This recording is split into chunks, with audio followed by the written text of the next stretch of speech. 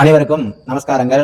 சஷ்டியன் பக்கத்திற்கு உங்களை வரவேற்கிறேன். இந்த பதிவிலே குரு பயிற்சி என்றால் என்ன, குரு எப்பொழுது பயிற்சியாகிறார் என்கின்ற விளக்கங்களை காணவிருக்கிறோம். குரு கிரகத்தின் காரகத்துவங்களை நாம் இதனுடன் பார்க்க இருக்கிறோம். அதாவது குரு பார்க்க கோடி நன்மை என்பார்கள். அதற்கு ஏற்றார் போல குரு பயிற்சியானது வாக்கியப்படி வரக்கூடிய 11ஆம் தேதி 5வது மாதம் 2025ஆம் தேதியும், திருக்கணிதப்படி 14ஆம் தேதி 5வது மாதம் 2025ஆம் தேதியும் நடைபெற இருக்கின்றன. பொதுவாக குரு பகவான் ஒரு வருடத்திற்கு ஒரு முறை பெயர்ச்சியாகிறார்.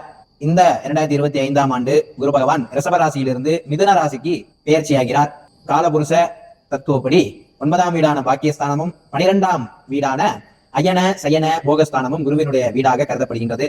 இவர் ஒருவருடைய ஜாதகத்திலோ கோச்சாரப்படியோ நல்ல இடங்களில் அமரும் பொழுது அவர்களுக்கு ஞானமானது அதிகரிக்கின்றது, மதிநுட்பம் அதிகரிக்கும், பரோபகாரம் என்று சொல்லக்கூடிய பொது நலம் அதிகரிக்கும், திருமண யோகங்கள், குழந்தை பேறு கிடைக்கக்கூடிய வாய்ப்புகள் என அனைத்து விஷயங்களும் நம்மளுடைய குரு பகவான் பார்வையினாலே ஏற்படுகின்றது. அதனால்தான் அவரை புத்திரகாரகன் மற்றும் தனகாரகன் என்று அழைக்கின்றோம்.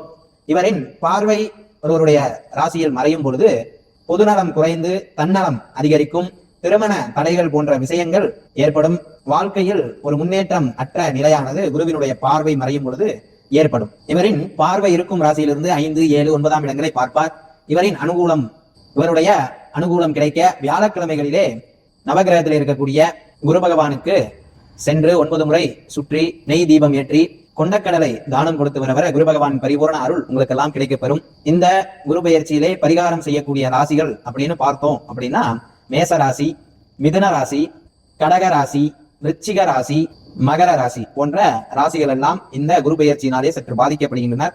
அதனாலே அவர்கள் எல்லாம் இந்த குரு பயிற்சியிலே பரிகாரங்கள் செய்து வருவதன் மூலம் அவர்களுக்கு அனுகூலமான ஒரு சிறப்பானது ஏற்படும். முடிந்த அளவு அன்பர்கள், இந்த பரிகாரம் செய்யக்கூடிய அன்பர்கள் வியாழக்கிழமை முழுவதும் விரதம் இருக்க முடிந்தவர்கள் விரதம் இருக்கலாம், அல்லது சைவமாக இருந்து குரு பகவானை வழிபட்டு வரும் பொழுது வாழ்க்கையிலே நடக்க வேண்டிய மங்களமான விஷயங்கள் அனைத்தும் நடந்து அவர் புத்திரகாரகன் என்று சொல்வதற்கேற்ப புத்திர பாக்கியமும், தனகாரகன் என்று சொல்வதற்கேற்ப தனம் தானியமும் வீட்டில் பெருகும் என்று ஐதீகம்.